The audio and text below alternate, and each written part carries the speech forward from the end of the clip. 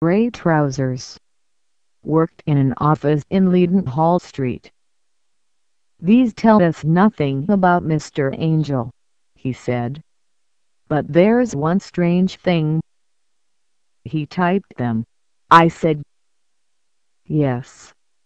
Not only the letters, but also his name," Holmes said. "And there's no address, only Leadenhall Street. But the name is important." "Is it?" "Of course, Watson. Now, I'll write 2 letters. One letter to a company, and the other letter to Mr. Windibank." "To Windibank?" "Yes. I'll invite him to this flat at 6 o'clock tomorrow evening. Before that, I hope we'll have some answers." When I arrived at his flat at 6 o'clock the next evening, Sherlock Holmes was half asleep in his chair. "Do you have the answers?" I asked him. "To the letters?" "To them, yes, and to Miss Sutherland's problem," I said. "Who was the man, and why did he leave her at the church? And will she see him again?" But before Holmes could tell me, Mr. Windibank arrived. He was a big man with great eyes, about 30 years old. He sat down in the nearest chair. "Good evening, Mr. Windibank," Holmes said. "Good evening, Mr. Holmes," Mr. Windibank said. "I've got your note here," Holmes said. "I will be with you at 6 o'clock. James Windibank."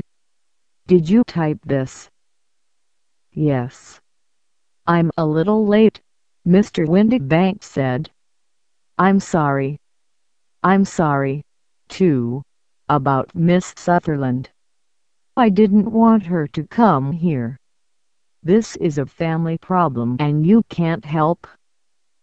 "Oh, but I can," Holmes said. Mr. Windibank looked at him. You can," he said. That's wonderful." "It's strange," Holmes said.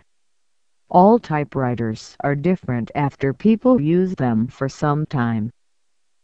"Are they?" Mr. Windibank said. "Yes. Look at your note, Mr. Windibank. The letter "he" is darker than the other letters, and the bottom of the letter "r" isn't there. Do you see? There are 14 other little things, but you can see these 2 easily.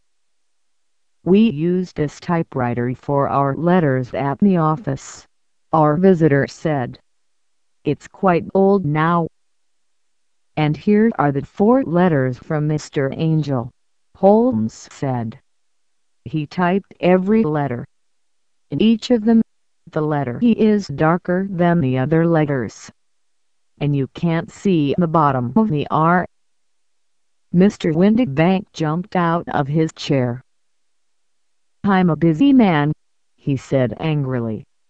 "I can't sit here and listen to this stupid talk. When you catch the man, tell me." "All right, I will," Holmes said. He went to the door and locked it. "I'll tell you now. I caught him." "What? Where?" Mr. Windibank shouted.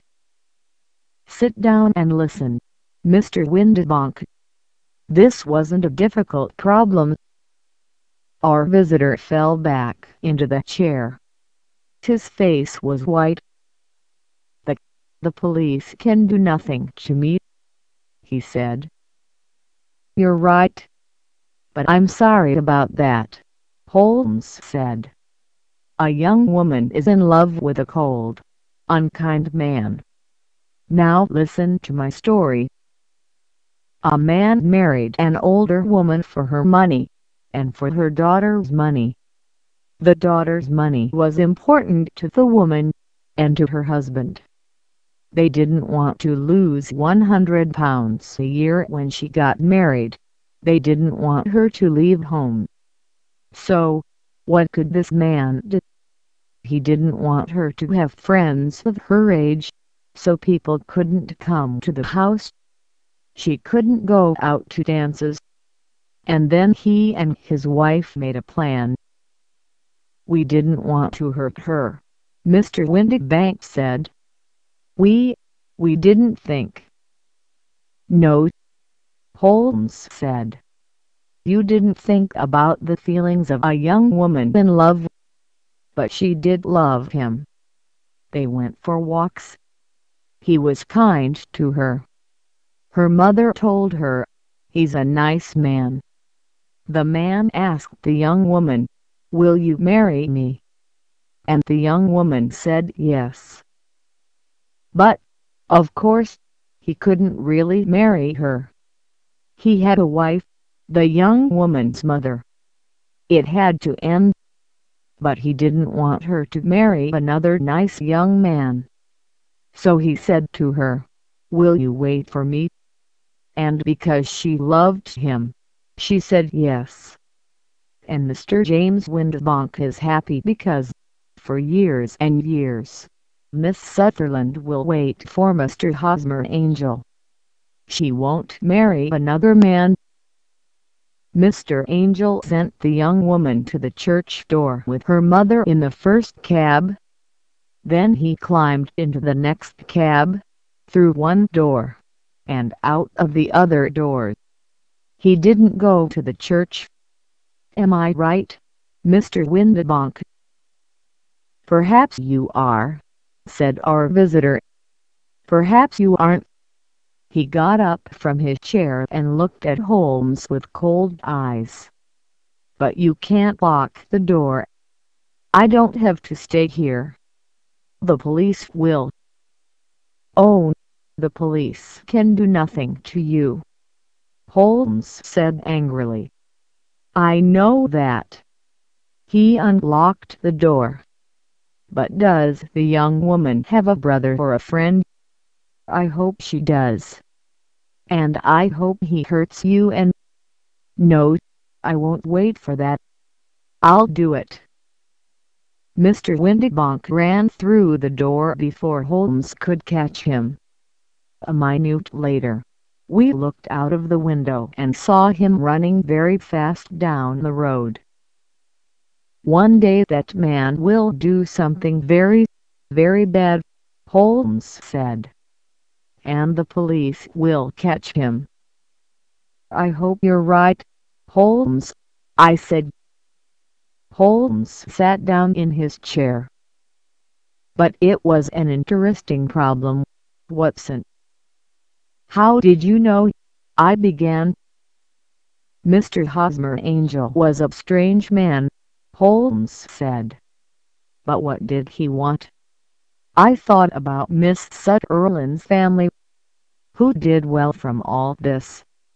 Her mother, and Mr. James Windibank. Miss Sutherland stayed at home, so her money didn't leave their house. And the two men, Angel and Windibank, were never in the same place at the same time.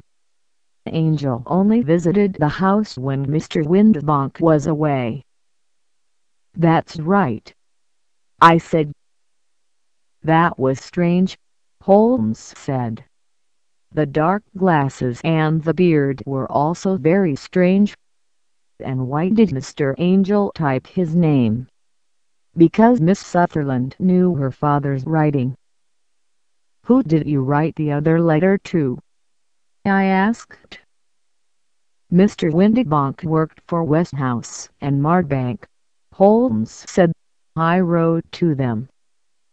What did you say? I asked them about the man in the advertisement, but without the glasses and the beard. I also, of course, wrote to Mr. Windibank and invited him here. I had Mr. Angel's letters to Miss Sutherland, and Mr. Windibank typed his note on the same typewriter. The letter from Westhouse and Marbank gave me James Windibank's name. After that, it was easy. "Will you tell Miss Sutherland all this?" I asked. "No," Holmes said. "She's a woman. She'll always think kindly of Mr. Hosmer Angel, and I can't stop her."